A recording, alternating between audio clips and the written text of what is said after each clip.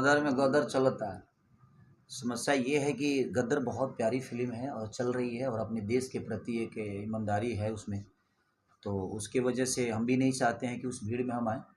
और क्योंकि संघर्ष टू बहुत प्यारी सिनेमा बनी है, जो कि ये भी देश के ऊपर ही है हमारी सिनेमा।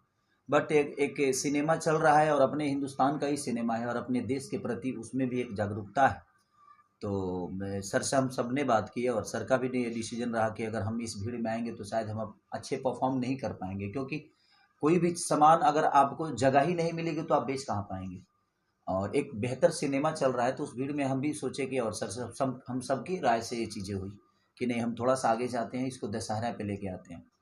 और सर ने हमारी सुनी तो सबसे ज़्यादा लॉस तो इनको ही है, क्योंकि एक बड़ा सा अमाउंट होल्ड होना बहुत डिफ़िकल्ट होता है कि आदमी होल्ड करे किसी भी चीज़ को, और इतना बड़ा अमाउंट इतनी महंगी सिनेमा को होल्ड करना थोड़ा